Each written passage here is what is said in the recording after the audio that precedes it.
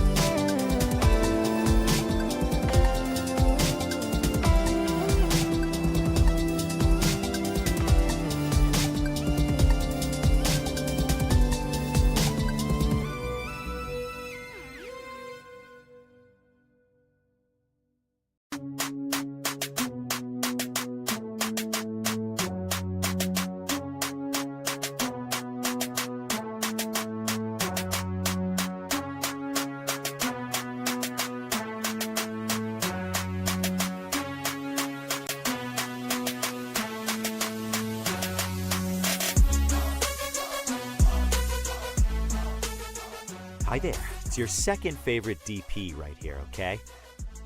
No, that's Deadpool, you silly little Hufflepuff. Anyways, I'm gonna need you to shut up that pretty little mouth of yours and pay attention because the show's about to start, alright? And, I don't know about you, but I know who's my vote for sexiest ex-soldier turned pop culture show host.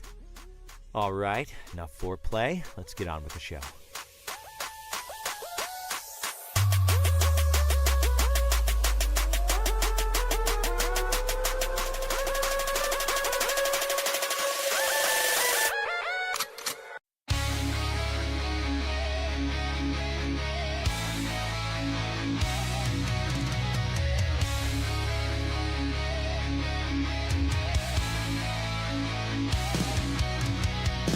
Securing my mic on the scene.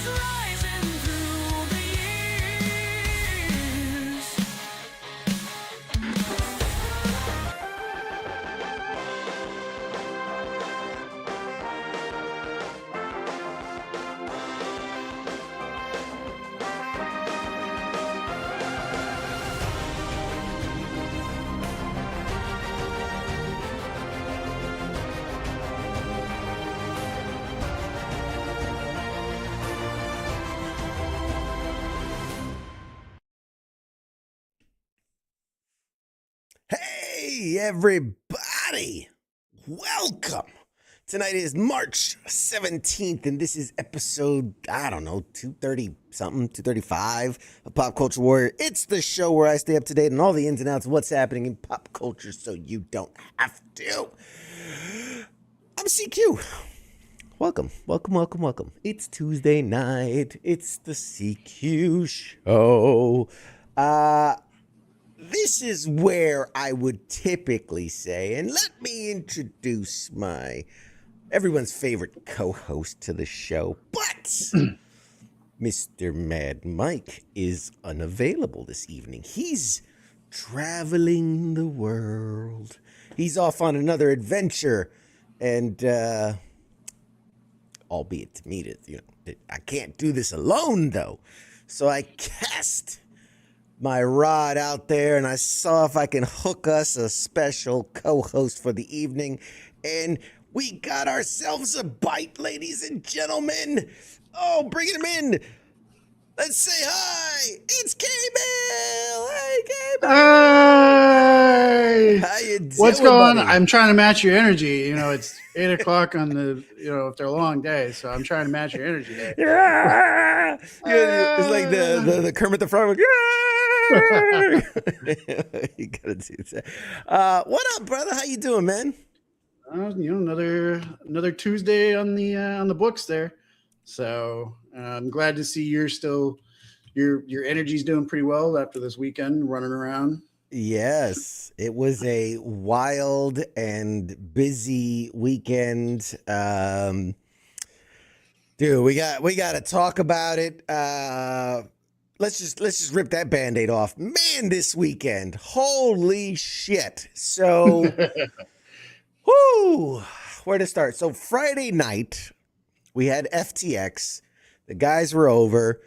We played Exploding Kittens, the board game. More fun than I thought I was actually going to have with it. I thought it'd be a little corny or a little, kind of cash grabby, but turned out to be a really fun time. We all had a good time. I think I won like 5 out of 6 rounds, because obviously I am the best, and CQ. I wouldn't know. Dominant. Not everybody's invited all the time. That's whatever. But I will say it was a good time, and that was immediately followed up by Saturday. Myself and Nemo went to, we were in Baltimore, and we went to this thing called Unpub. Unpub is basically like a board gamers, dice gamers, card gamers. I don't even want to call it it's kind of a convention. There's show space, there's panels, there's things, but it's more of it's like a work group, a focus group. So basically, anywhere you are, you're a game developer, and anywhere you are from about to publish all the way backtrack to I think I have an idea. Like anywhere in that process, you can go to Unpub and basically take your game and have others play it. Get feedback from industry professionals, talk to manufacturers who actually print the stuff, and really just play test. We walked around for a few hours and watching people play these games in various forms. Again, there were some that looked like they were just bought off a store shelf, and some that were literal scraps of paper with doodles on them and notes. And then you had the person that it's their game, and they're explaining the game, and they're telling these people how to play it, and they're scribbling notes, as okay, so he. It was so cool. It felt like being in some type of weird experiment test facility, where they're they got the monkeys trying to figure out the cube or whatever, and the scientists are yes, sir, he plays with the cube. So it was like that, but it was a lot of fun. So it's was it just board games, or is it all types of games, like video games as well? So all types of games, not digital. Okay. So no video games, dice games, card games, board games. And there were some with some really interesting mechanics that I'd never thought of before. Like, for instance, there was this one game where basically think kind of like Dance Dance Revolution, right? Where you're dancing to the beat of the song. You pick a song, and it doesn't matter what the song is. You pick any song, and then your turn or the round lasts as long as the song, and you have to like play your cards to the beat of the song. And it was interesting. It was interesting. I don't know if the game was fun or not, but it was definitely interesting to watch. Me having no rhythm, that scares me. I mean, that would definitely be a problem. No, it's like it reminds me when I was at UCF, 20 years ago, date myself there. And I was at the business school, and they're like, yeah, this is a business incubator. If you have a business idea and you want to put it in a spot where you can, other people can give you input, and me would know, like, forward thinking, that sounds like a dumb idea. And now, that I'm like, oh, that sounds like that business incubator thing they were talking about that I thought was stupid, but makes more sense now. Yes. Was there any hint of Cyberpunk board game there? Been seeing a lot of ads on Facebook for a Kickstarter or something like that. There were a few games that, when I talked to the creators, they're planning on hitting Kickstarter this year. There's a couple of them, but there wasn't anything that is currently available on the market or currently in Kickstarter mode. But a lot of them were like, this was their last step before putting up a Kickstarter to get it mass produced. There were three that I really, really liked and that I felt had the potential to kind of get to the finish line, as it were. Real game potential, real appeal. And so I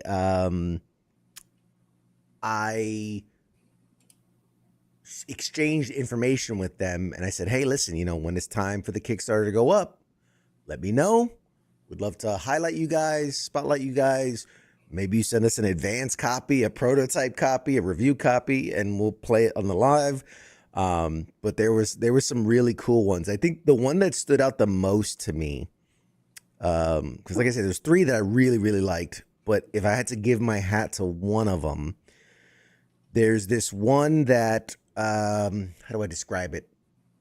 It's really cool because it is, you're a ship on the seas, and you're battling like sea monsters. So like a megalodon, a kraken, a giant crab monster, the sirens, the women that try to, like, mermaids, but the bad ones that try to get you off board.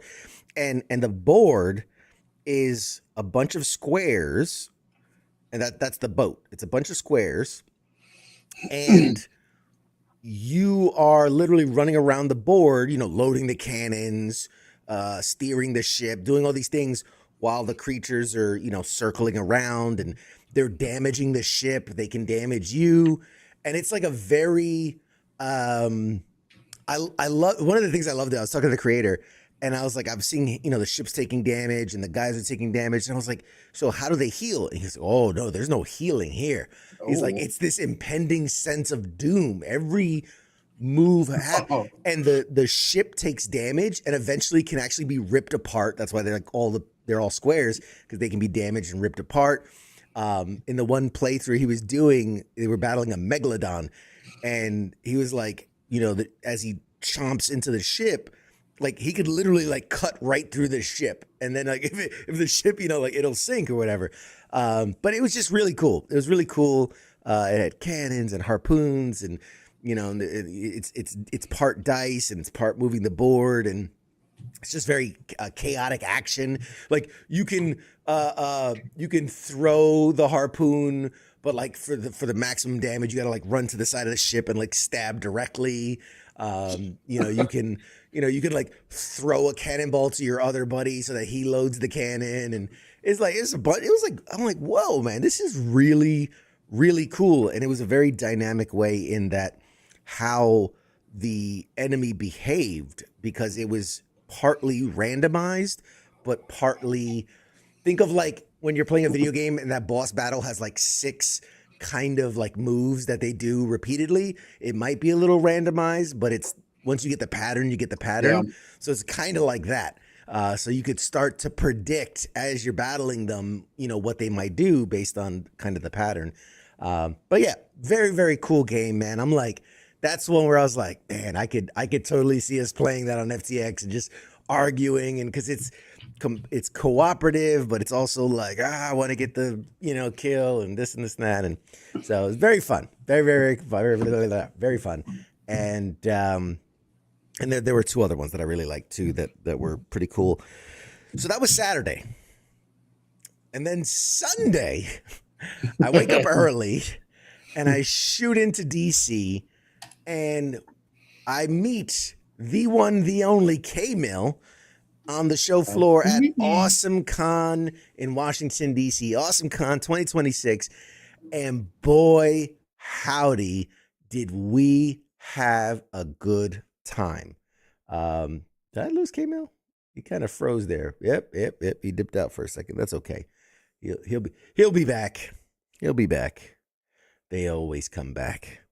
But I'll tell you this, while he's reconnecting, we went to, is it? No, is he back? Nope, he's not back. Poor guy, probably lost internet. We're having bad weather in the area, man. It's crazy. Crazy. So we were at AwesomeCon, and I cannot wait. Oh, he's back. Hey, welcome back. How you doing, buddy? We lost you there for a second. Good. Thanks for coming back. What I was saying is we were at AwesomeCon. I cannot wait for people to see the footage of what we got. We got a chance to talk with some legendary voice actors, 3 of which are currently on X-Men 97. 2 of them just, joined the cast on the, what would you call it? The sequel series? Is this a sequel? The continuation series? Yeah, the continuity. So the voice of Magneto, the voice of Gambit are new actors because their former actors passed away. But the original voice of Rogue is still alive and kicking and doing it in this season. And so we got to speak to the 3 of them, who are all very, very, very nice people. And then in what can only be described as my Cinderella moment, we got to talk to Morena Baccarin from Deadpool, Gotham, Firefly, Sheriff Country. I mean, the list goes on and on and on. And it was one of the first interviews where I was a bit flabbergasted. And the clip is going to require heavy editing on my part, which is why it hasn't been released yet, because I made a bit of a fool of myself, just a smidge. Well, in your defense, nobody can blame you because of who it was. Sorry. Yes. Two things went against me. One, she's just as beautiful in person and was stunning. So that did for sure not surprise me, but I wasn't as prepared. Normally, let's give people a peek behind the scenes here. Normally, when we do an interview at a convention, we approach them at the booth, or we have a scheduled, or we have a sit down, or we have something, and there's a bit of setup, there's a bit of time. It's very kind of like there's a build up to it, and that one was not the case. That one was not the case. We were whisked away to a private area, which is why it looks different than all the other interviews we did, and very bright lights. What? Directly in your face. Go ahead. Well, I was gonna say, luckily I'd already filmed there for Jim Beaver, so I kind of had an idea what to look for, and where to set up. So hopefully I didn't screw up the camera angle. No, no, no. It wasn't. It wasn't bad at all. The other thing, which really, I think, threw kind of a curveball for me, was like I said. There's usually this kind of build up to it. You know, you're approaching the person. You're moving things around, whatever. We were standing there, and it was just like they just came storm, and it wasn't just her. It was like her, and then the whole team of. And it was the other actors from Firefly because they were just coming off the panel for Firefly. So this was the big announcement that Nathan Fillion's bringing all the cast back together, and they're going to film, or they're going to voice record for an animation sequel to Firefly series. So season 2 of Firefly, but animated. Yep. And so they had just done that announcement. And literally the whole crew just comes like zooming past us. Yeah. And she's there. She's got her handlers and there's the security and literally like it's just like, oh, yep, here, you, me, huh? You, yeah, here's the mic. And now we're talking. And I'm just like, all right, woo, let's go. Yeah, because as we were standing there and I just got the frame right, and then you were like, all right, you can go ahead and turn it off. You're like, go ahead and turn it back on once we see them coming, you know, because it's kind of long hallways. You expect to be able to see them coming. And you're like, and you're kind of sitting there, you're talking it out for a second. You're like, you know, you're like, go ahead and turn it on whenever you see them coming. And you didn't say that any more than like a second. And I just happened to look over the corner and they came like right around the corner. And I'm like, well, game time. And you're like, huh? Okay. Yeah.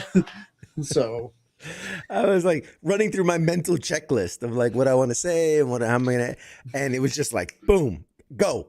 And, you know, obviously given the level of celebrity these people are, when they say 5 minutes, you get 5 minutes. This is not something where like, oh, we're having a good chat, let's keep it going. Like, no, they are on a time crunch. Literally from there, like there's a panel, she did that. She probably took, you know, a bathroom break and got some water and then immediately went to signing and then photos. And then like, so we had a very limited amount of time. I couldn't just be there going like, hey, I really like you and the thing. But I was like, I had to just jump into it. So yeah, we didn't even try doing the whole, can we get a quick selfie or anything? We were like, no. Hell no. As much as I would love a selfie with her. No, that wasn't going to happen. So I think once I'm done editing it, I've got a solid like 25 seconds of usable footage that I'm not stumbling over myself or you're not going to do a blooper reel? The blooper reel would be the interview. That would be the blooper reel. Is just the whole interview. Ladies and gentlemen, let me explain to you. I blanked on her name. Mind you, I have been planning this interview for weeks. I was prepping it. I was ready for it. I was practicing. And then it's like, hey, everybody, I'm here with. And she literally goes, you blanked on my name. And I went, Brandon McCartan. It's just like, I was like, fuck. And like, smart me would have been like, let's do that again. Hey, everybody, I'm here with Marina Barcar. And instead, I was just like, yep. First question. What do you? I was this close to just be like, hey, you want to do that again? And I should have just did that. You should have like, hey, let's take it again. Go again. Yeah, that's. What's the worst she's gonna say? Fuck off. I mean, yeah. But anyway, I have to give my kudos. You were a phenomenal cameraman throughout and pack mule throughout the entire convention, man. You killed it. Thank you so much for doing that and being there and helping. But I would be remiss to say if there wasn't one more really cool moment that we had. Actually, first, let me rewind. When we went up to AJ Lacasio, who is the voice of Gambit, amongst lots of other things he's done in his career, phenomenal voice acting career.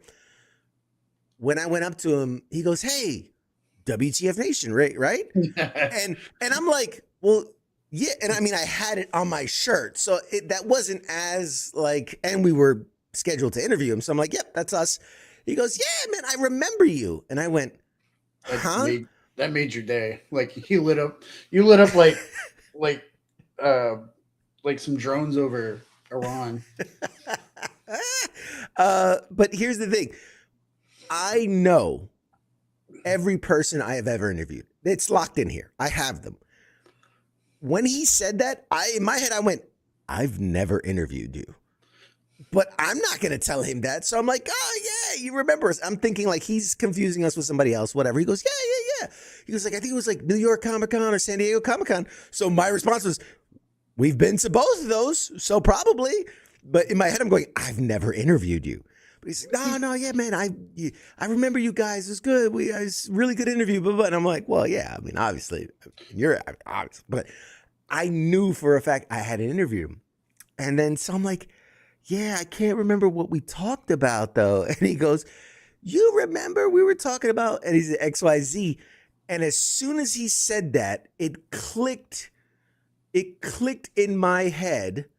And I realized we had talked to him, but it wasn't me.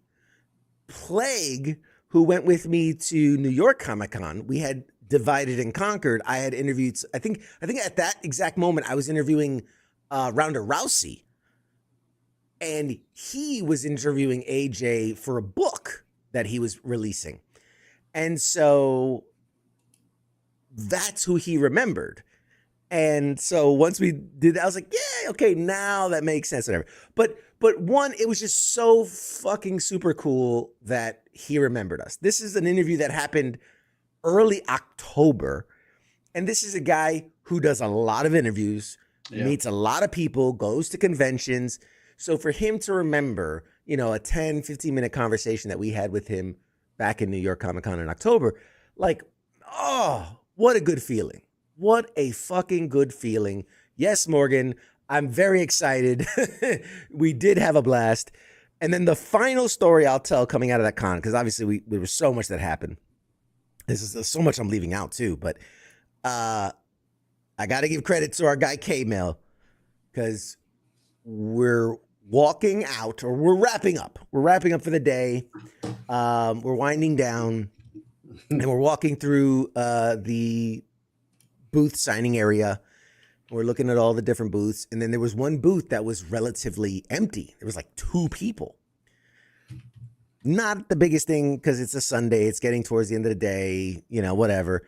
But it was Theo Rossi, who and love from Luke Cage, from The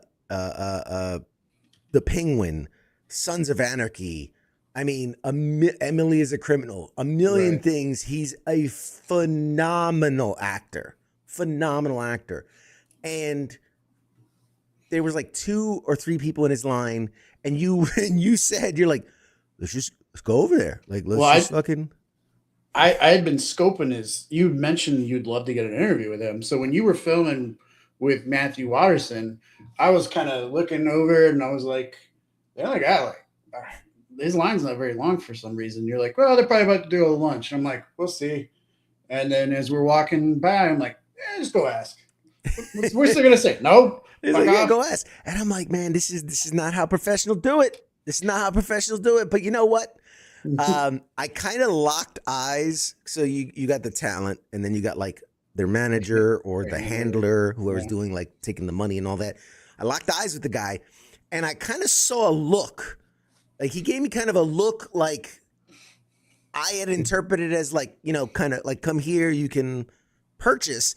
So I went to say to him, I'm like, hey, we're not here. Like we were just kind of scoping it out. We're not here to buy anything, whatever. And then he looks at me and he looks at the shirt and he goes, WTF Nation. And I went, yeah. And in my head, this is the warning bell that went off was, oh my God, the PR people put out a warning about us. Like avoid those guys at all costs. That's how, I mean, again, my self-deprecation comes in very cleanly in those moments. And I was about to be like, I'm so sorry, we'll leave you alone. Like we won't bother you. And he goes, yeah, I see your guys' stuff all the time. And I went, what? Like no one has ever said that to me ever. And he's like, yeah, man, I see you. He goes, I'm active. I'm Air Force. And I was like, oh shit, really? He's like, yeah, man, I love what you guys do. And I was like, well, if that's the case, you want to put in a word with your boy Theo over there and tell him to talk to us. And to his credit, the guy kind of had this flash of like, oh no, what did I do? But he's like, oh, okay, yeah. And he walked over to Theo, gave us the thumbs up, and fucking we were set to go in like 30 seconds. When you get the thumbs up, I start undoing the. Yep. I was like, all right, let's get this ready. You were on your game, sir. You were on your game. And he was, man, Theo Rossi. I'm forever a fan of this dude. I mean, I was already a fan of him. But when I tell you how, like, you just around those people, you're like, fuck, you're cool. Like, like you just exude this coolness. I mean, from where you were standing, did you get that? Like, I was next to him, and I'm just like I want to be as cool as you, dude. Like, he's just so cool. Yeah, I don't know. It's kind of weird. Like I could tell he was probably kind of tired and jet lagged. Sure. But he was exuding this level of like coolness of almost like not caring about caring about anything, but still being cool about it without being a jerk, Yes. Like almost like a non-douchebag artist. I don't know how else to explain it, but He was, when you explained, well, I'm missing my finger. I was from New York, whatever. I was in the Army. He was definitely like, okay, cool. Yeah, I'm ready to chat, So you guys bonded on both being from New York. So yeah, and that's the crazy thing. To his credit, like you said, was definitely had just flown in that morning from South by Southwest, which is in Austin. Yeah, Austin. So just flown in, all day, had already, most of the day been there talking to people, shaking hands, taking pictures, signings. And then for him to come around, and it was wild to me because, like, hey, we're with WTF Nation Radio, military, whatever, blah, blah, blah. And like, instead of going like, okay, I'm ready to talk about myself, the first he goes, oh, you served? Yep, I was in the Army. He's like, oh shit, no shit, really, really, really.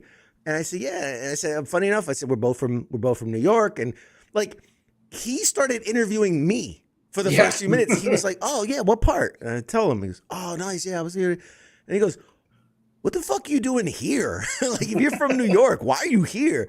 And I was like, well, and then he goes, did the military bring you here? And I was like, well, kind of.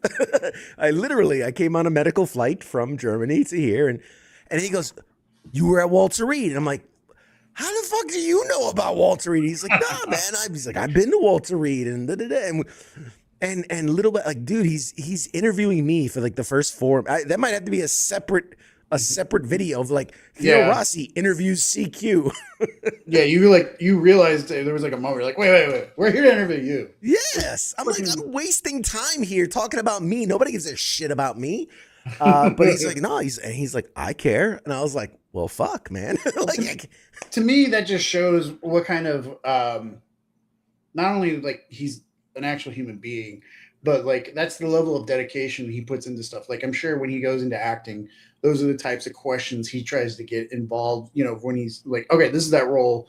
Let me learn about this kind of thing. So with him going into that interview, he's like, well, let me learn about this guy who's doing an interview. So it's like he was doing his research, his due diligence. Right. Yeah, man. It blew me away. Like I said, I was already a fan of the guy.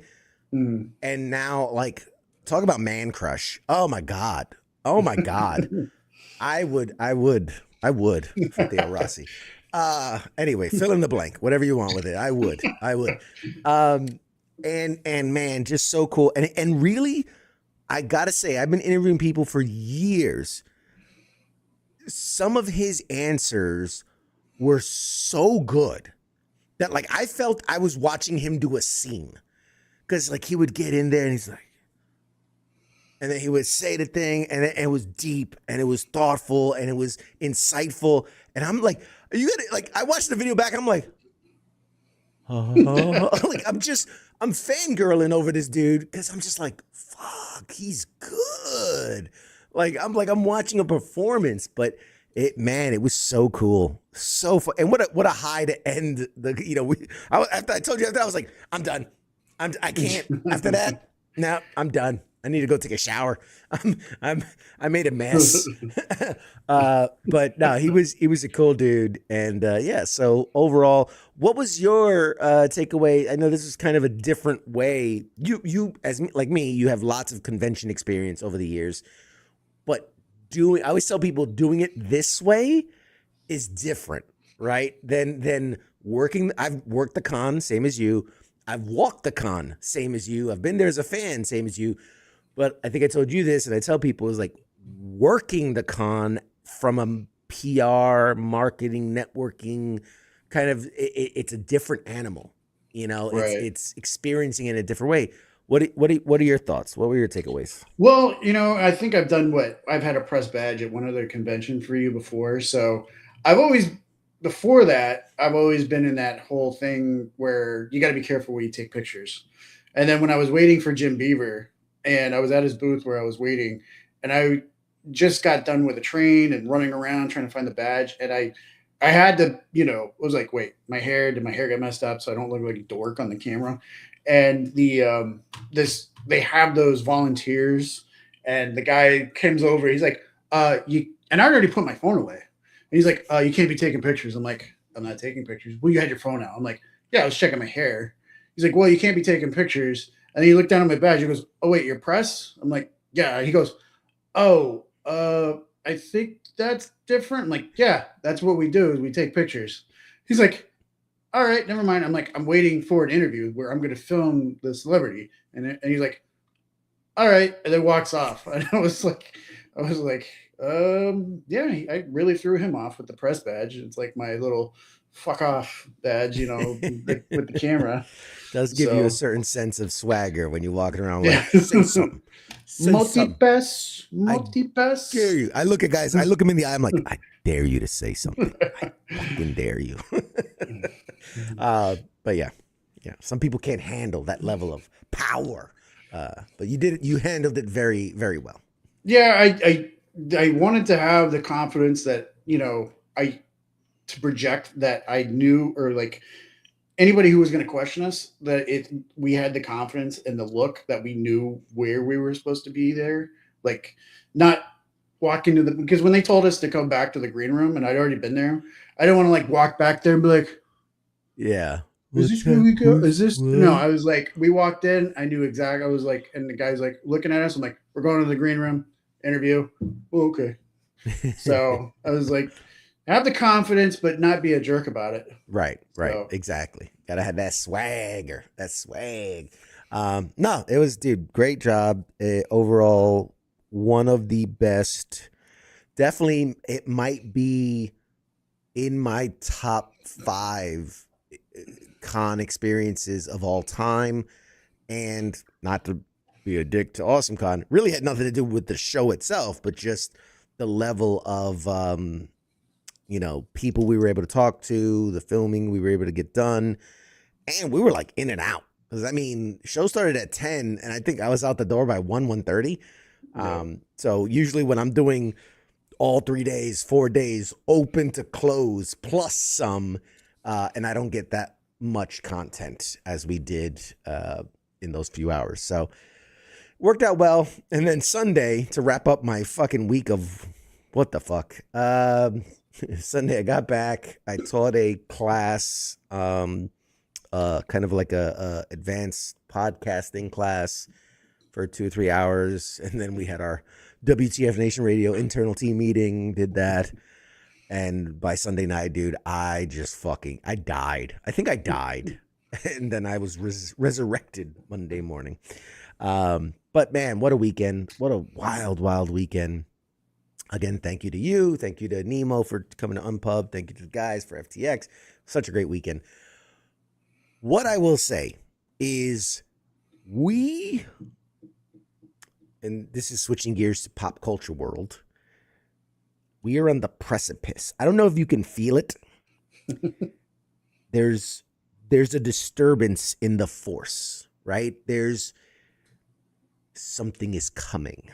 And maybe you guys out there in the world don't feel it, but I feel the vibrations. I got the tingles. I got the tingles going. And it can only mean one thing. Tomorrow, they are releasing the trailer for Spider-Man Brand New Day. I'm so fucking excited.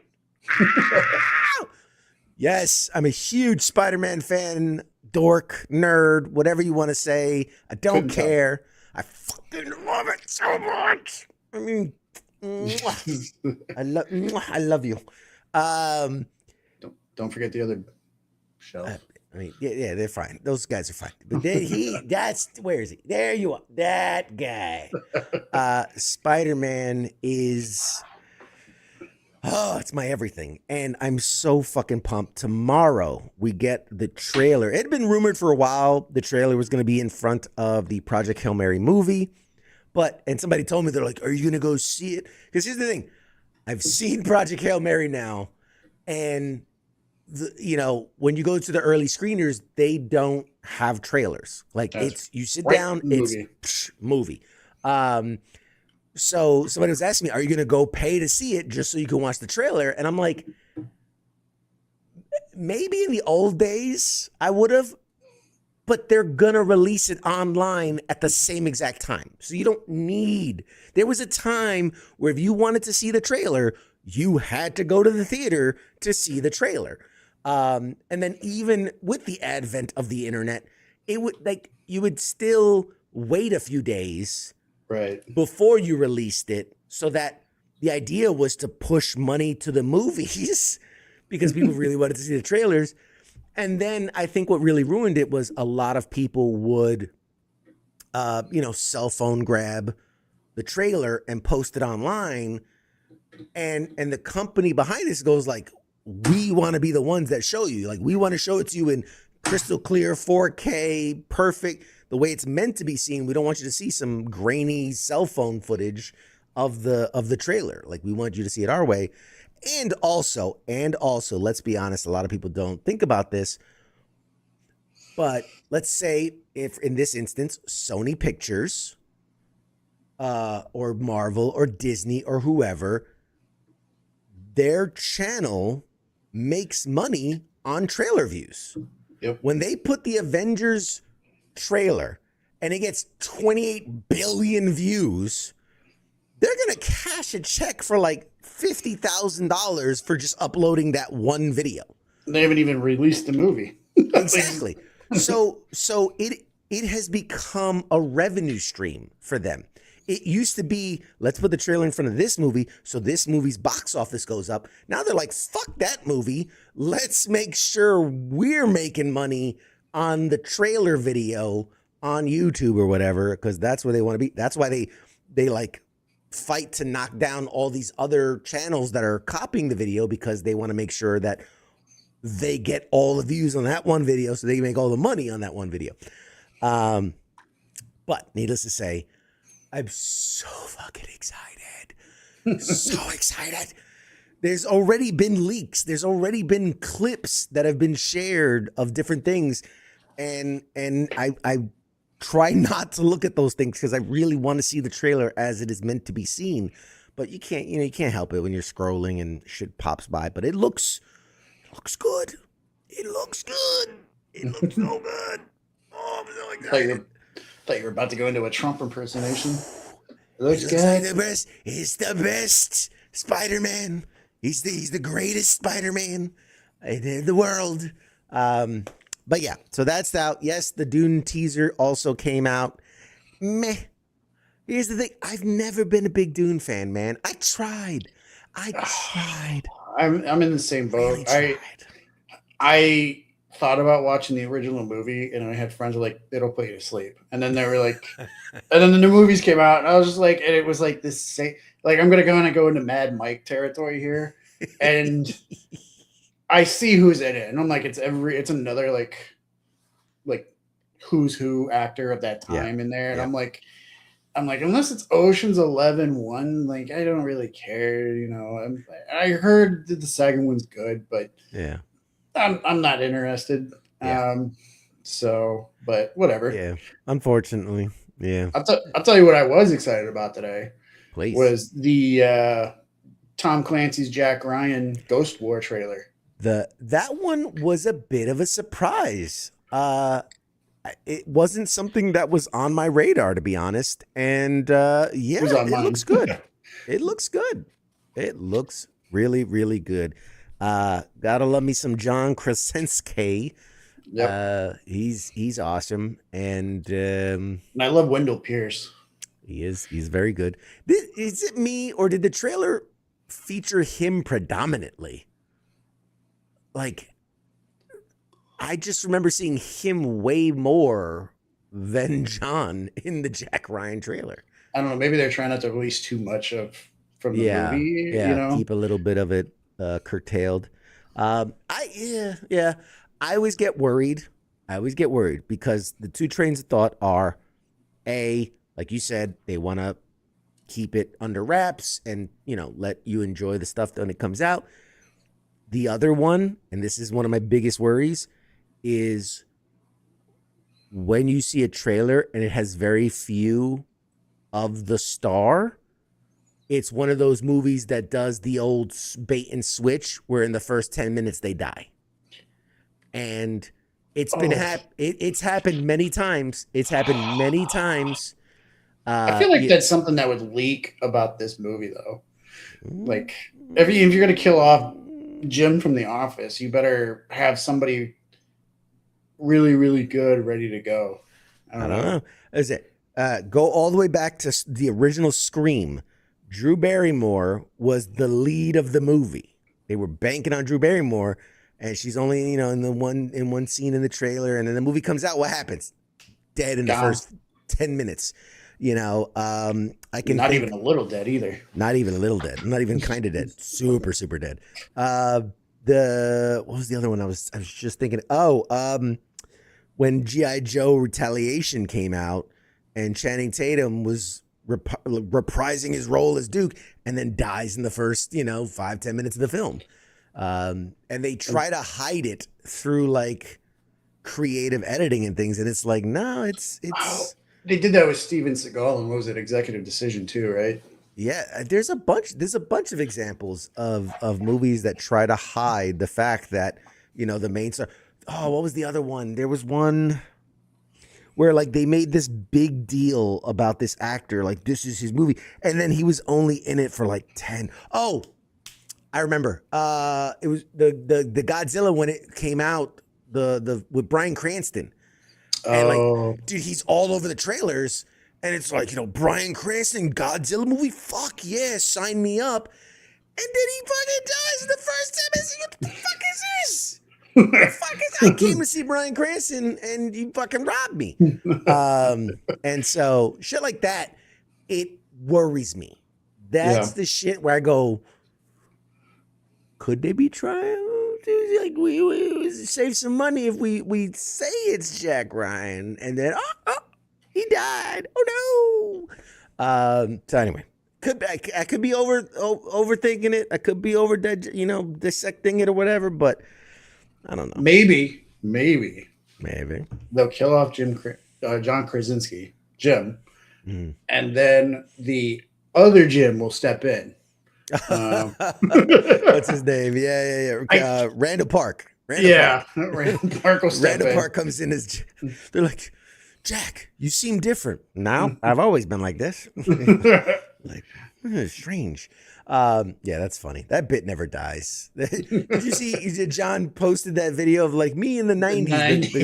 It was all Randall Park from the 90s. Like, very 90s picks too. Very 90s. But yeah, dude, a bunch of stuff has been.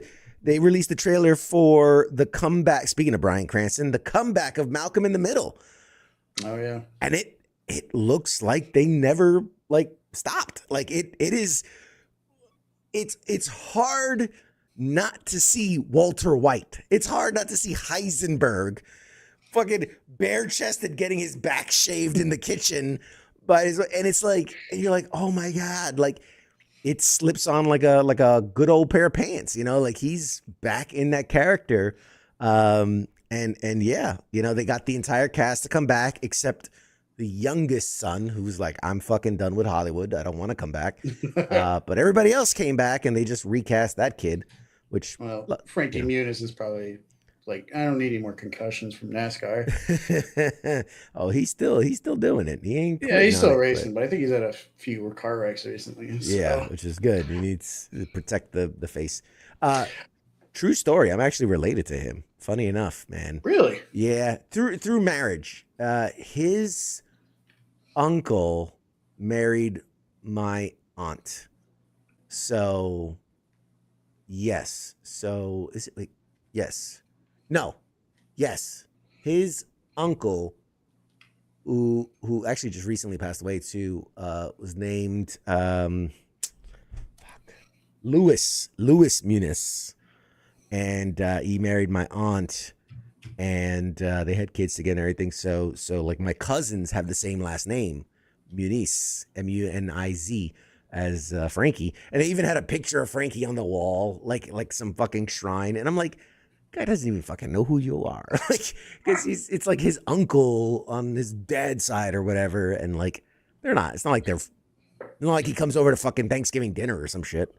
But anyway, they were gonna say, so you're proud. Related to him and you haven't gotten him on the show somehow. You would think it's that related. Far removed. Yeah, it's far enough removed that it's like, who the fuck are you? Like it'd be different if my last name was Muniz, then I'd be like, or Muniz or whatever, however he pronounces it.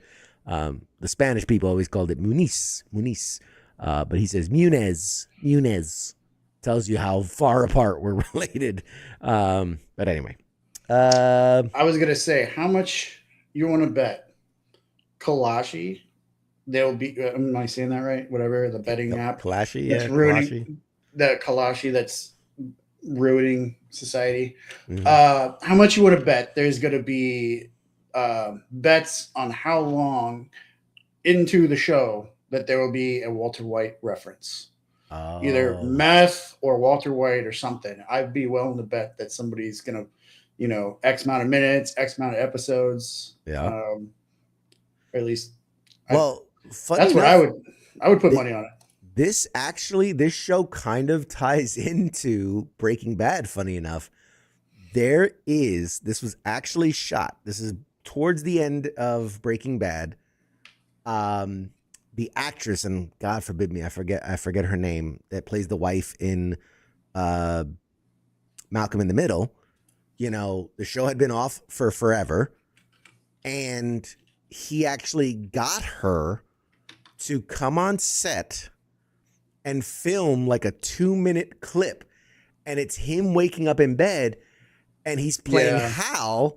Right. And he's like, oh my God, I had this dream. I was a drug dealer, and I was knocking, and like he's like, but he's doing Breaking Bad, but as Hal from Malcolm in the Middle, and that ended up being the catalyst to this revival. All these years later, people still talk about that clip, and they're like, oh, they should do a reunion and a revival, and so. Yeah. Gene I'm not sure. It's kind of like a Polish name. Gene Kazmarek. Yeah. But yeah. Either way, I'm excited. I've heard really good things. The Scrubs revival, it's on my to watch list. I just haven't gotten around to it, but I've heard good things with the Scrubs revival. That it's again, picks up right where it left off in the sense of the comedy style and the writing style and all that. So that's good. That's what you want, right? People, right. I never understand when people are like, oh my God, it's just more of the same. Like, what did you want? You want it to be a cooking show now? Like, did you want, like, now they're professional NASCAR drivers and, they're heated rivals. They're like, what? Like, it's two dudes as doctors and they're being silly. Like, that was the show. Same with Malcolm in the Middle. It's like the idea is, do what it was, but I always liken it to people who, go to see a comedy show and then get mad that the guy's doing new jokes. And it's like you wanted him to just rehash the old shit, like do the favorites. Like this isn't a musical reunion tour where we're gonna hit all the favorites, you know. Well, I guess they should go see David Spade instead. Yeah, he'll do the same jokes. I've told you about that. Yeah, David Spade. I have thoughts, but we'll keep it to myself just in case. We won't go into detail. Let's just say that I wrote one of my comments, got him in my DMs with not a kind message. It's my name to fame there, pissing off David Spade. In other news, early reviews for Ryan Gosling's epic sci-fi set all-time career record for him on Rotten Tomatoes. It's what I was telling you, folks. Go see this film. Find out tomorrow. So good. So good. I won't spoil anything. It is so good. It is so good. So good. I really like it. I've considered going to see it again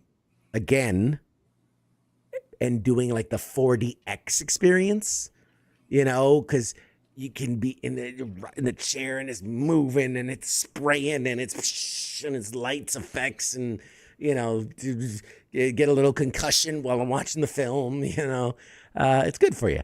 But I'm that into it. Definitely. Speaking of seeing movies, I forgot to post or put any content out, but I went and saw The Bride. And I thought about it a little bit. The movie, like, it is aesthetically, it's a cool movie. But if you have no idea what you're going into other than Frankenstein's involved, it might be a little confusing. Like, it starts off really offbeat, and you're just kind of sitting there. Like, I'm just sitting there going, what is going on? And it takes you about 20 minutes in to get an idea of what's going on. But, I mean, Jesse Buckley, great acting. Christian Bale, great acting. And artistically, it's a cool movie, but there's a few aspects of the movie where they just didn't quite bring it home just right with like some of the character development and tying the story together. But I mean, I was on the edge most of the movie trying to figure out, how's this tied in? How did they get to point A to point B? And then I did see people where they were criticizing, like, the movie made Mary Shelley seem like a wacko. Not to spoil too much, but she's kind of narrating the movie a little bit, at least it starts out, and she sounds kind of crazy.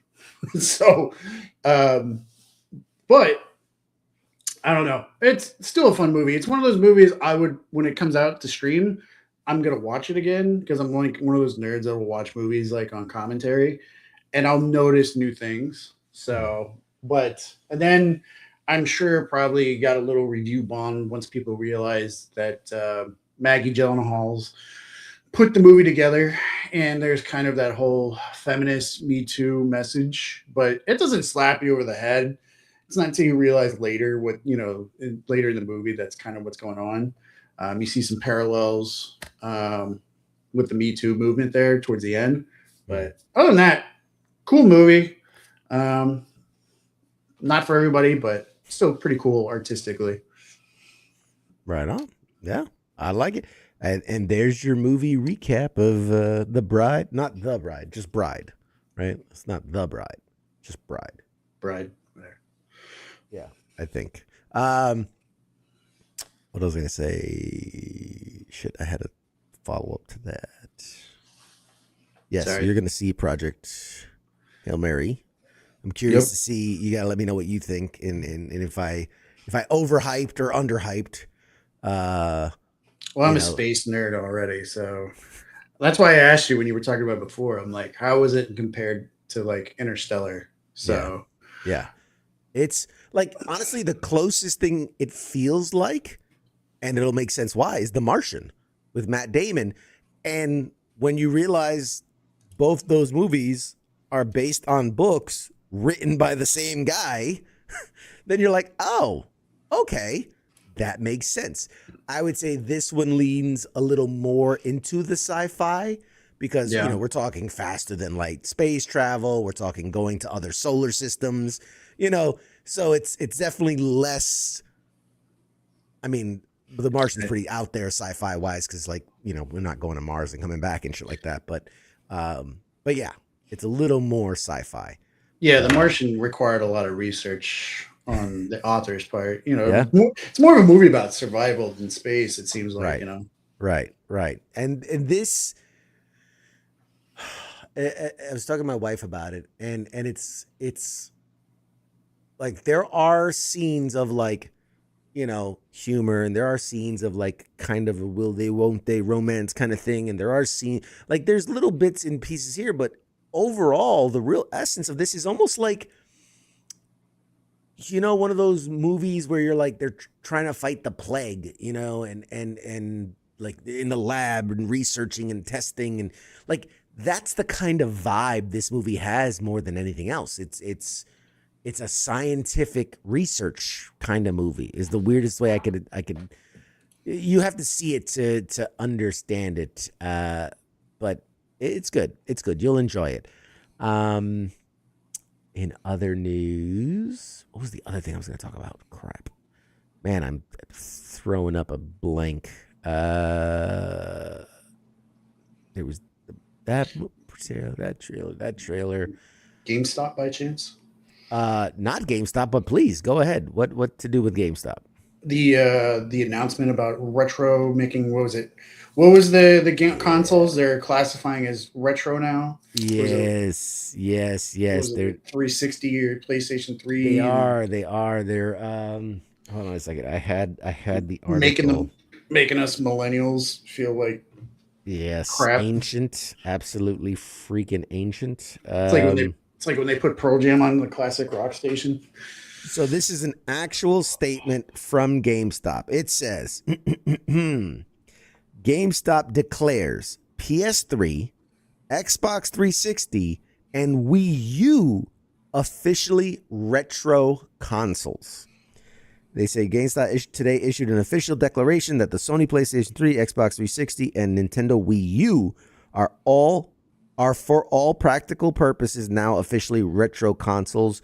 The ruling was reached following careful analysis of multiple indicators, including the presence of component cables, the lack of Fortnite, and the realization that they launched when George W. Bush was still president. Under GameStop's retro classification standard, the aforementioned systems will now join the ranks of other beloved legacy hardware in the retro category, such as the Sega Saturn and the Nintendo DS. You son of a bitch. In accordance with the designation, GameStop will run a retro trade-in bonus offer now through March 21st. Customers who bring in a Wii U, Xbox 360, or PlayStation 3, or any older consoles, games, or accessories will be rewarded with an additional 10% in trade credit. So you'll go from $1 to $1.10. Yeah. Fucking congratulations. Additionally, GameStop is pleased to announce stores now accept defective retro consoles on trade. Customers may now trade in these historic artifacts, even though they are non-operable, missing accessories, or aesthetically unfortunate. They just need to power on. GameStop would also like to remind the public that while these systems are now officially classified as retro, they are still very cool, and anyone who owned one at launch is absolutely not old. Oh, God. You know what? You can go kiss my ass, GameStop. Guys are looking at their 360s that got the red ring. They're like, oh, I don't have to do the towel trick. I can bring it in and get money for it now. Yeah, a whopping 76 cents you're going to get for your Xbox 360. Fucking artifacts. Fucking retro. You know what? It's up there with you. It's up there with that first time the kid at the grocery store called me sir with that certain tone. I'm like, why'd you have to say it like that? What did you say to me, boy?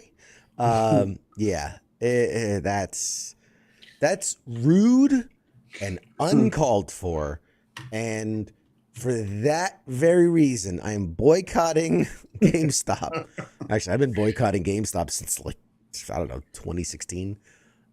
So the boycott continues of GameStop. I can't remember. I can't even tell you the last time I bought something at GameStop. What was the last thing you bought at GameStop? It probably wasn't even a game. It was probably like a keychain or something. You know, because half their merchandise is now like they're going the whole Yeah. hot. Was it Hot Topic? Hot Topic and what's the other and one? the non-emo Hot Topic, the original one. Crap. Oh God, I'm drawing a Why am fucking I- blank. I was just Yes. in there Hot weeks Topic ago. And... Oh my God, how am I drawing? Damn, I am getting old. I'm drawing a. I know exactly what This you're is talking about. justifying the retro mall. Hot Topic and Spencer's. Thank you, Ton. Spencer's gifts. Oh man. Speaking of jumping the shark, Spencer's gift was in High on Life 2, the video game. Like you can actually go to Alien Mall and the one guy opens a Spencer's gifts. Have you been in Spencer's recently? Define recently, when I was a teenager, yeah. Yeah. So I was in the same boat up until recently. I think it was like Christmas time. I just happened to go into one, and I was like, God, I can't remember the last time I actually been into a Spencer's. And I always remember like they kind of had the adult section in the back where it was just goofy, like adult themed games and dice like that. Yeah. I was totally thrown off. They have like full blown adult toys section. Yeah. Like straight up dildos and not even like they're not even beating around the bush. They're like shaving the bush and putting everything on full and display. Using it as a sex toy. You know, and I'm like, they used to be kind of like a borderline, like weird family store. You know, like if you had parents for prudes, you definitely weren't in there. But if you had parents like mine that were kind of cool, and yeah. as long as like my dad was with me and not my mom, you know, my dad would be laughing. But like if I were to go in there as a kid and they have like those items in there as when I was a kid, my dad was like, yeah, you should be in here. Edible, like you had edible panties, and that was such Right. like, ooh, oh my God, oh, right, yeah. Or they had, I remember they had like the birthday cards with like some, buxom woman right on them, and like stuff now they that. have like a whole section just devoted to furry adult themed toys and devices. It's like, so like not even just adult theme, like specific flavors of adult themes. So anyways, that was my tangent. I had no idea. I'm like, it's not, flavors isn't the right word. No, not flavors of adult toys. I don't know what that flavor is. Sadness. But let's try not to get the YouTube. They were turned being off in the bush. Yes, zonk, zing, bazinga. So, what was the other one? Oh man, there was another fucking piece of news that I was like really excited to talk about, and I'm drawing a complete. This is why I have to have notes. If I don't have notes, I'm useless. What? The Oscars had. Oscars weren't. It was fine. Nothing like super noteworthy. Nobody got the shit smacked out of them, so it wasn't really worth talking about. Announcements, man. There was something that was announced. I can't for the life of me. I'm drawing a blank. I'm just excited because I feel like we're about to hit a really good string of like, there's good movies coming out, there's good shows coming out. Like I'm excited for, Invincible season 4, season 5, whatever. The Boys final season. Silo's coming back, which is a great show. I really enjoyed. What else? Fucking Daredevil season 2. We got Spider-Man Brand New Day. We got Avengers Doomsday. We got, so much coming out. Very, very excited for. So I think that's going to be really, really, really awesome. Really, really, really good. Really, really awesome. Firefly. Yes, we talked a little bit about Firefly. And the fact that I got to talk to Morena Baccarin Right after the announcement. right after the announcement. Like, I'm literally the first person she ever talked about it to after stepping off the stage at the panel announcing it. So yeah, yeah. This was a good week. It's gonna be tough. It's gonna be tough to top this weekend, man. As far as shows go, but we do got San Diego Comic-Con coming. So yeah, baby. Who's excited? Who's excited? This guy's excited. But yeah, it's gonna be a good time. It's gonna be a real good time. What else? What else is in the news? What else is in the news? What are people talk? What are you guys talking about? What are you excited for? You in the chats, talk to us. Let us know. Discuss amongst yourselves. Discuss amongst yourselves. Pretend like I'm not even here. What are you guys excited about? What games are you playing? What shows are you watching? What toys are you collecting, man? Let us know. I'm curious. While we're waiting for the comments, yes, it was The Bride. The Bride. The Yeah, Bride or The Bride?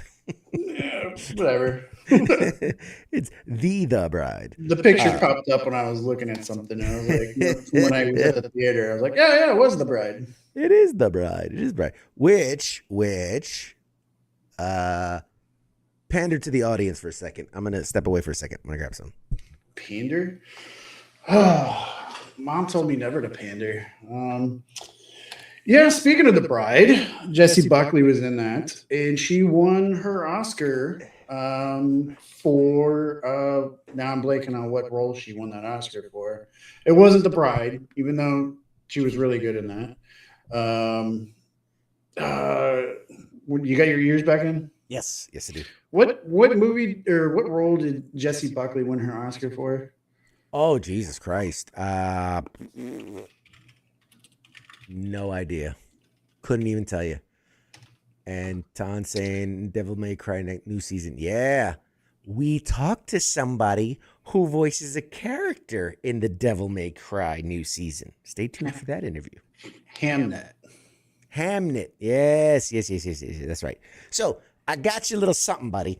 I figured in honor of you going to your first premiere all by yourself. Nice. There you go. The Bride. That's how I know it's The Bride. But there you go. Filmed for. That's not creepy at all. All right. Anyway, so you'll have to come grab that. Did you go looking for that just to confirm if I was right or wrong? No. It just happened to be off the side of the camera. I saw it and I was like, I should show him. I was gonna surprise you next time you're around, but there you go. Let the audience in on it. So what else?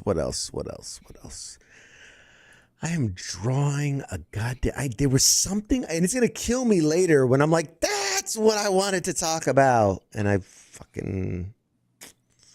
And nothing about Daredevil. I mean, they showed some footage. They showed some footage of the upcoming season, which I was very fortunate to see most of the footage at New York Comic Con. They did an extended few trailers of it, or extended few scenes of it, and it looks so good.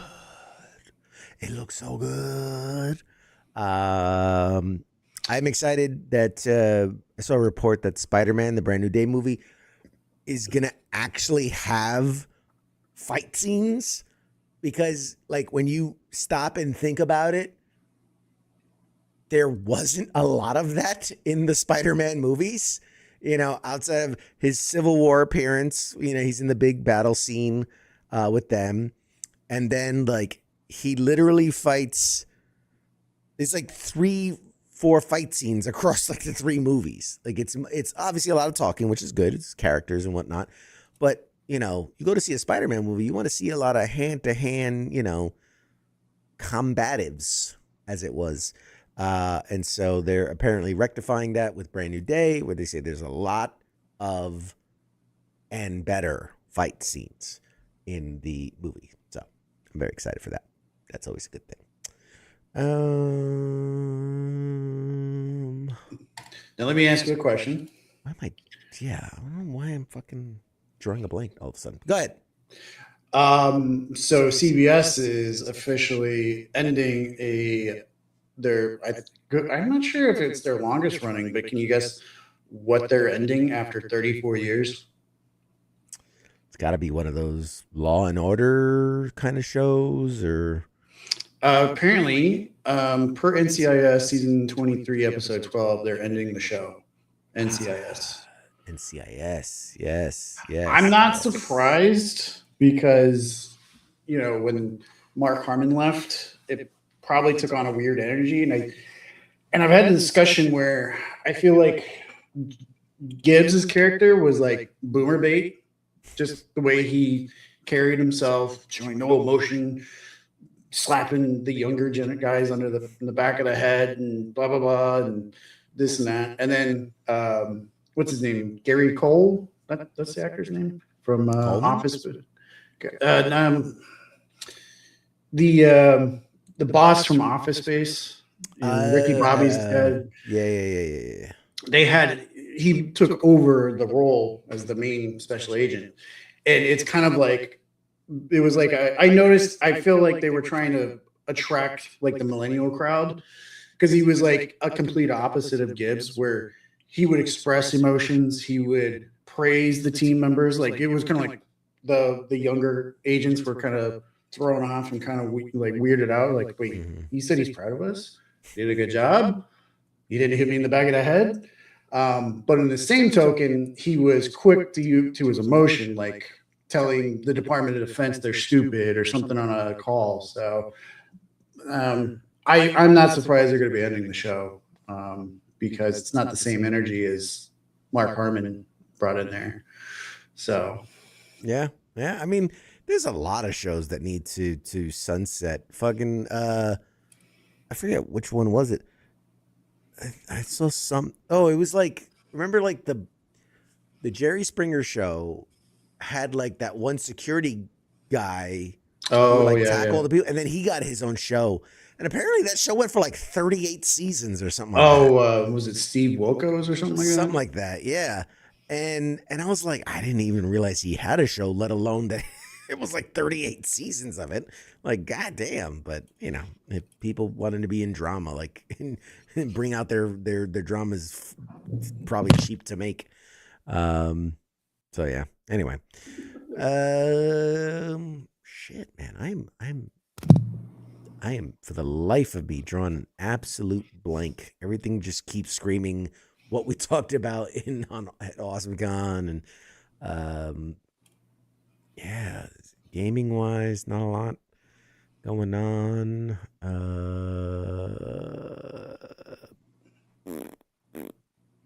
I'm drawing a blank. I'm drawing an absolute blank. But it's a good weekend. It was a good weekend. What do we got coming up? What are we excited for that's coming up? That we haven't talked about? That we haven't already talked about. Or weren't they doing something with, I don't know if you've talked about it previously, but aren't they doing something with the mummy? Like bringing it back somehow? The money? Mummy. Oh, the mummy. Like the money. I always okay with bringing back the money. The mummy. There has been talks of a like, I don't even know what you would call it, because it's a sequel, spin-off. No, not a spin-off. It's a sequel, but a return to the original cast. So like Brendan Fraser and Tom Cruise, Rockwell Weiss, and all the rest of them. Yeah, because that Tom Cruise one was weird. That was a weird one. Like, I think that one had like virtually no humor in it. Is the problem? Yeah. Well, yeah. Well, it's Tom Cruise, But so does the Mummy need humor though? Like I know it was successful in the Brandon Fraser era, but like when you're talking a mummy movie, like it does it need humor? well, okay. So this is something I've realized recently. So when they try to do reboots of like somewhat campy action movies, Mhm. like um, RoboCop and Total Recall, Mhm. what was the difference of the originals to the reboots? A lot more comedy, yeah. A lot of They had humor. Well, they took a lot of the humor out, so it wasn't campy. So it was very serious, like almost like they took themselves the movie almost too serious. Whereas I feel like people appreciated the originals more because it had that humor in there Mhm. mixed in. I don't know. That's how I look at it. I mean, Colin Farrell really kind of serious. What was the other guys from the RoboCop reboot? Oh yeah. I know who you mean. The guy that played RoboCop? know. I Although, forget I his mean, name. both characters in the movie, I mean, didn't really show any emotion, but I mean, everybody loved in RoboCop all the kind of the campy, funny stuff, like "I'll buy that for $1" commercial. But but also let's look back at the era they were made in those 80s movies where it was all about the one-liner, right? The Right. Schwarzenegger, the Stallones, the the fucking Bruce Willises of it all. It was about being campy and over the top and quotable one-liners. So, uh, it was I don't know. I feel like that was a product of its time and it doesn't do we have movies like that? I don't think we have movies like that anymore. Um, where they're intentionally uh, done that way, where it's over the top, campy. I'm trying to think what would be. I, Well, there's not as many movies as now. They just go to straight like series. so you know what? I think James Gunn does them in a way that they're the modern versions of those. Like if you think of his movies, there's always a lot of humor, there's always a lot Hmm. of one-liners, there's always a lot of big action sequences, and I feel like that's today's version of those, Right. Rambos and movies like that. Um yeah, yeah, yeah. Well, and so like if somebody were to reboot a James Gunn movie where there was a lot of that campiness and humor and just took it out, no one's going to want to see those movies. Right, right. Exactly. Exactly. Um, that makes all the sense in the world. What is this I'm seeing? Uh, Disney Plus introducing a vertical video feed to compete with TikTok and YouTube. Oh shit.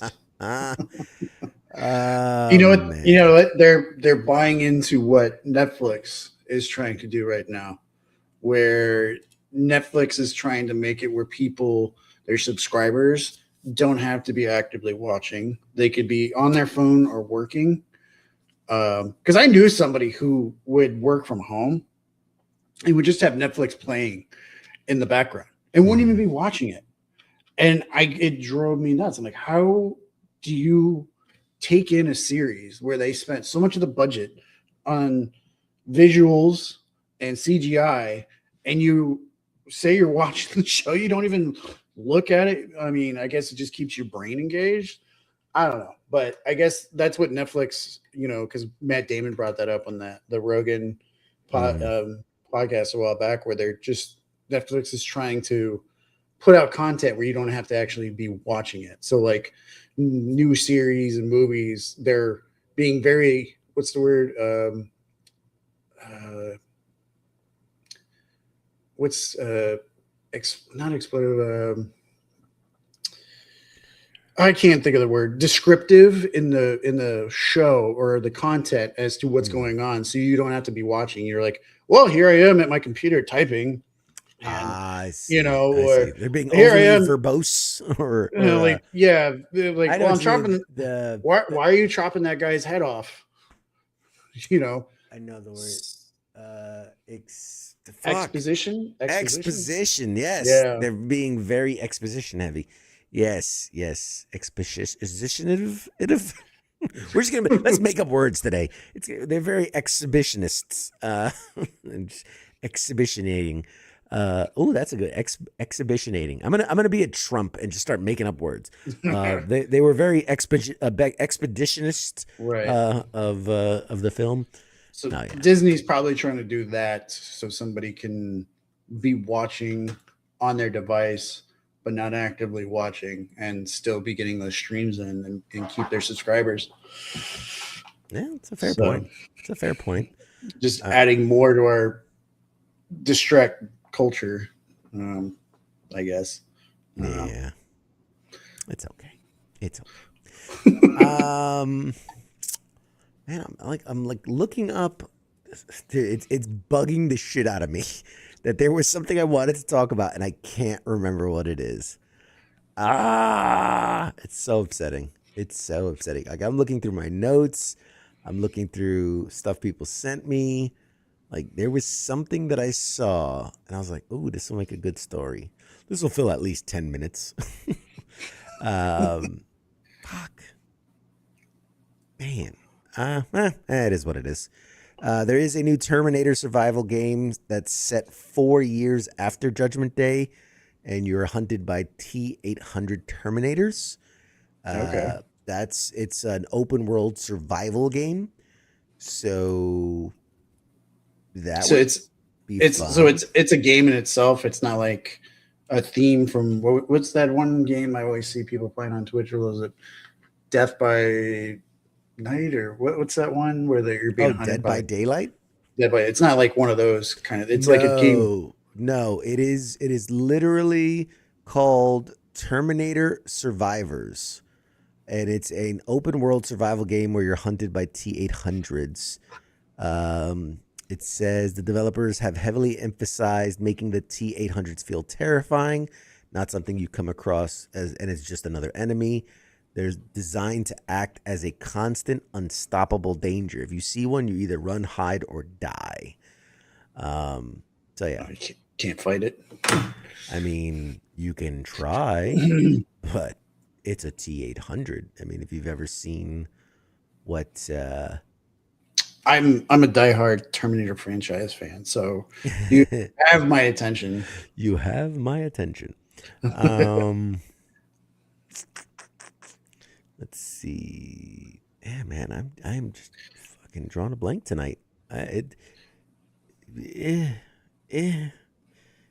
So I guess Peaky Blinders is getting a sequel. Is it a show or a movie? Yeah, they're doing more. They're doing more of it. It's the same in the sense that it's the same characters just further along. So it's in that vein of, let's keep doing that story.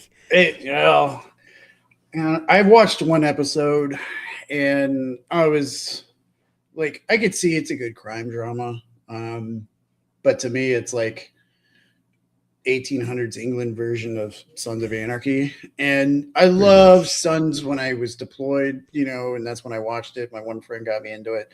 But like looking back on the show, I was just like, I love the characters, but the storyline and all that is just bro porn to me. Just in the same sense, like you're seeing it worse with like, what's that dumb Montana show with Kevin Costner? Not Homeland, no, Yellowstone. Yellowstone. Whatever the fuck it is. Yellowstone, yeah. Don't get me started on that. 1993 and all those other Tyler Sheridan shows.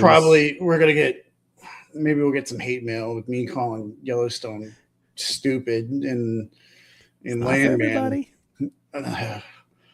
So I mean, if you watch, like, you'll see people who look at at least with like Peaky Blinders, the characters had some complex writing into it, some depth to it, whereas like everybody in Yellowstone are just bad characters that you end up cheering for. Even like, why? They have no depth to them. Like Kevin Costner's character is like, I've seen in the clip where he's like, I don't care about the family. The ranch comes first. Nothing else matters. I'm like, Yeah. not even your own children. Like the ranch comes first. What's the point of having the ranch if you don't have children? I mean, you gotta do what you gotta do. Yeah, that's funny. All right. I guess that was like my version of Mad Mike rant. I don't know. No, it was something. It was a thing. that happened. There was a thing. Yeah. Time was filled. Just carrying his bucket. Yeah, man. In the tech world, I saw what's it called? The MacBook Neo is like their new thing, which is impressive in the sense that it is a MacBook for like $600. And that concerns me. Yeah, like it's hard to put context into that when you're like, how when Apple loves putting the biggest price tag on things. You know what I'm wondering if that means if it's going to be like hardcore subscription based. So you have to pay for your RAM like per month, like a subscription. Right. It's going to be like in-house cloud infrastructure. I don't know, man. It is definitely you're currently paying for 16 gig of RAM. Yeah. If you want all use of 32 gig, you have to pay. Yeah. I see you, Sparta HQ. I'm not making a comment. I'm not commenting. Yeah, because there was this when it was announced that the MacBook Neo, I think is what they're calling it, was going to be $699 or $599. Sorry, $599, $600. There was a massive surge in MacBook trade-ins at GameStop because GameStop was offering $750 or more on old MacBooks. So I'm like, you could trade in your old MacBook, get $750, and for $600, get a better new Mac Neo and pocket $150. So and GameStop loves putting the stop on that. 40 Wiimotes. I was looking at these wild GameStop stories. It's so stupid. Wait, is the MacBook out already, or is this Neo book already out? Or I think you can order it. Yeah, I think you can order it. Because I was already seeing reviews on Best Buy's website, and I'm like, wait, how are people reviewing it if it's not even out yet? Well, I mean, if it's a like a pre-review, then it's one of those like it's sent out, whatever. But I think you can look. Yeah, I'm on Apple's website right now, and you can order the MacBook Neo for $599. They already have open box on Best Buy. Some Like people have already brought it returns. back. Yeah, figures. Figures. Yeah, man. It's 4 fun colors that you can choose from and whatnot. But anyway, whatever. MacBook. Dude, I think they're trying to buy back good coverage after they released that fucking sock that to carry your iPhone in. Did you see? Oh man, that was talk about like out of touch. Did you see it? It was Googling. like it's supposed to be kind of like a phone carrier, but it just looked like a fucking knit sock. What the hell? Yeah, you see that looks like something from Etsy.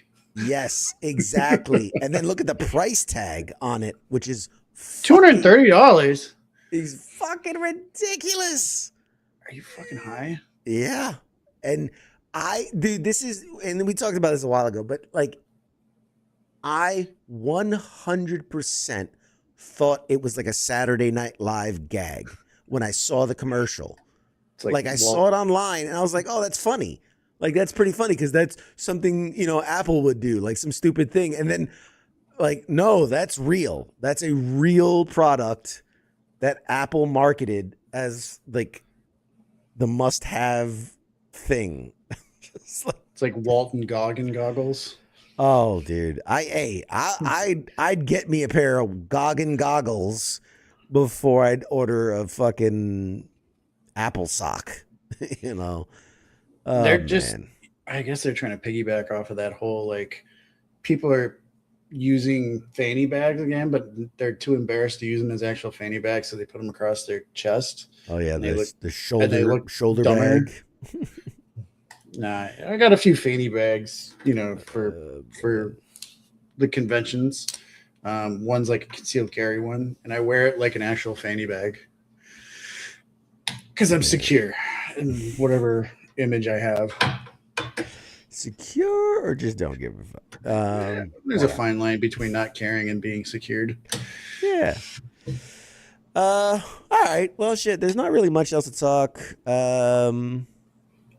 There. Oh, the one thing I will say, and this is just I'm such a fucking nerd.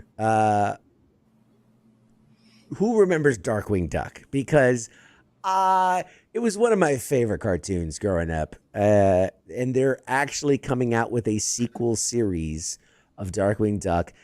And normally I'd be like, meh, another cash grab, whatever.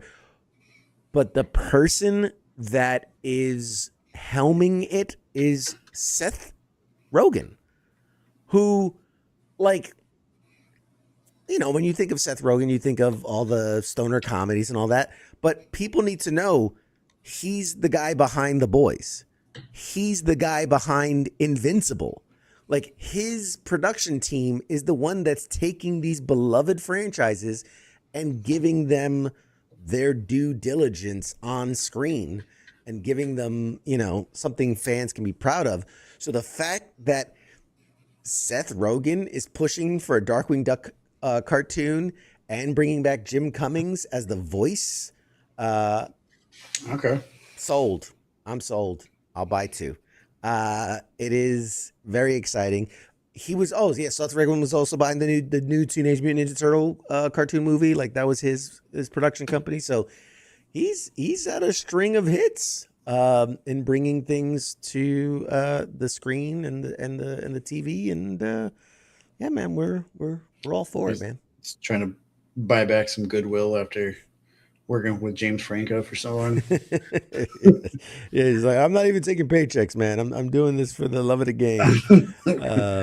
Yes. Just forget about my work with James Franco and Exactly. and Yes. didn't he come out recently and talk about the interview, or am I thinking that there was like a producer that Probably came out recently talking about how they shouldn't have done that movie, or you know, and Yeah, I thought it was actually it was actually disappointing because they were expressing remorse, not so much that they did it, but the fact that they ended up like Sony. I mean, it's Sony's fault that they didn't secure their stuff properly. Yeah. I mean, if it wasn't for that movie, it could have been anything else that pissed off North Korea and got you targeted. So Yeah, pretty much. But alrighty. Well, I will say that we are gonna wrap it up. What we got coming up? We got things. Lots of things happening. Things are happening and things coming. What is this? Sorry. The newly announced NVIDIA DLSS 5 is sparking a major community debate. Oh. It's an AI filter. They're using AI filters to make games look more realistic. Interesting. Okay. Well, I'm going to have to dive into that. I want to see more of that. It's NVIDIA and it's AI involved, so it's probably another scam. They're going to start selling you some cryptocurrency. It's an NFT. Started. I don't know. Have you watched any of those documentaries from Gamer Nexus? No. You ever watched any of the Gamer Nexus videos? I'm not familiar. Oh, Gamer Nexus is this channel that's devoted to like PC gaming, and they've done great content on reviews of anything involved with the gaming and PC gaming. New GPUs, new whatever, and more recently with everything that's been going on with like Nvidia and the whole industry, they've transitioned to doing, they still do their reviews, but they have gone full blown investigative reporter. Even that involved, like they put together like a 2 hour long documentary where they went to China and showed how there's export control violation, like illegal exporting going on by Nvidia and into China when they shouldn't be. And they knew they were onto something when Bloomberg, there was like a clip from Bloomberg talking, I think it was about Nvidia or Trump, like talking, and it would have like public domain easily. And Bloomberg had them shut down off of YouTube, that video pulled down from YouTube. Wow. Until they got their legal involved, and then YouTube put it back up, but they still did the damage on the whole demonetization. So if you go to their website, like they did their own like crowdfunding, raised like I think it was like $600,000 for all, and they've, I don't know, done like, I'd have to go back and look, but they've done some really good investigative reporting on other aspects of the gaming industry right now. So I don't know, it's worth watching. It's worth a Google if you ask me. Interesting. Gonna have to dive into that. All right. Well,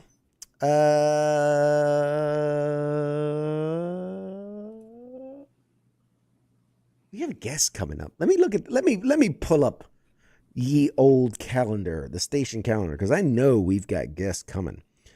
Looking ahead. Next week? Ice has got a Monday interview, James right? James McDivitt will be joining Ice on the Monday edition. I know Pop Culture Warrior, we have someone, we're just trying to nail down a date. It's either going to be the 24th or the 31st. That'll be a good one. I know we do have one April 7th. That's locked in. That's Nathan Edmondson, who wrote this book called like Death on the Course, Death on the Green, or something like that. But he was a comic book writer for years, and he's transitioned into writing books and novels. And so we're going to have him on and talk about his past work and his current work. So that'll be fun. We're going to have some interviews coming out of AwesomeCon, that's for sure. But yeah, man, it's one of those things where I go, man, I feel like I haven't done an interview in forever. And then I guarantee you, we're going to have like fucking 9 or 10 in a row. And I'm like, I need a break. I need a break from doing interviews. God help me. So it's one of those, I just know it's coming. This like tidal wave of interviews are going to be coming. But that's okay. That's what I live for. And then yeah.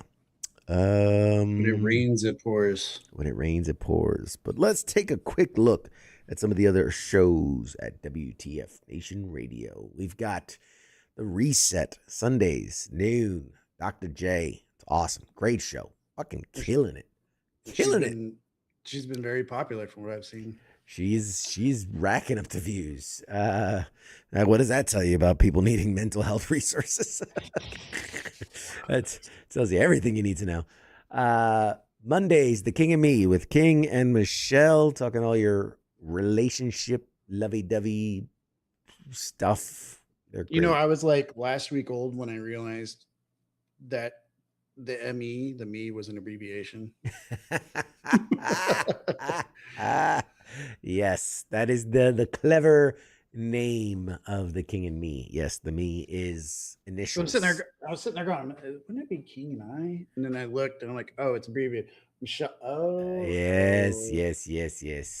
Monday, the Monday edition with Ice and sometimes Massey when he's not touring the world doing his music. Where your news, commentary, and discussion of all the things happening around the world. Tuesdays, right here, Pop Culture Warrior, with me and get and co-host. I can't even say Mad Mike because he's sometimes he's here, sometimes he's not. But co-host. The Smoke Pit on Wednesdays is on a temporary hiatus. Possible we may see a special host take it for a little while. We'll see. We'll see how that goes. Also, the Sports Bar on Wednesday nights, 8 p.m. Eastern, with King and Coach, giving you all the sports happenings in the sporting world. Thursday, Sergeant's Time with Ice and Spanky. And every other Friday is FTX. I will say this. This is technically an off week of FTX. But we have something for you. We have a special edition of FTX. It is not your traditional FTX. It's going to be special. It's going to be different. It is a one-off, an exclusive, a special thing that's going to be happening. It is an invite only, so you won't even see all the usual faces because it's going to be something different, something special. So tune in this Friday on the off week for a special FTX presentation. You won't want to miss it. And then every Saturday, weekend co-ops. Weekend co-ops with Nemo, man, playing all those up to cool dude stuff, video game stuff. So, yes, that's what we've been up to. It's a lot, man. It's a lot. I want to thank my co-host, K-Mill. You've been brilliant. You've been so good. Thank you for being here, man. I appreciate you. And thanks for having me on. It's always fun. Yeah. I'm gonna kick myself because I know that there was a story that I wanted to talk about, and for the life of me, I've looked in every notepad and I have my phone notes, my computer notes, and like I can't for the life of me remember what I wanted to talk about. I'm gonna put out a Kalashi bet how long it'll be after we end the stream that I get a text. God damn it! It's like the biggest thing in the world. How did I not talk about it? But yeah, it's exciting. We're good. Everything's good. Everything's great. Everything's awesome. Yeah, with that, any last thoughts? Any last words, Mr. K-Mill? No, I can't think of anything. Just trying times. Just keep your wits about you, folks. Yeah, keep your head up. And don't forget, X gonna give it to you. Yeah, one of my favorite convention shirts. Love it. So good. All right, guys. We will see you next week. Tune in to the rest of the shows all week. And like I said, tune in for a special FTX later this week.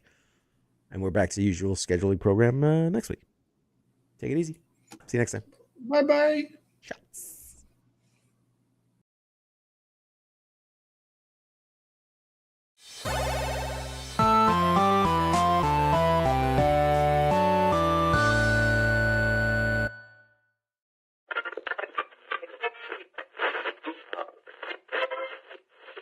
Let's see it.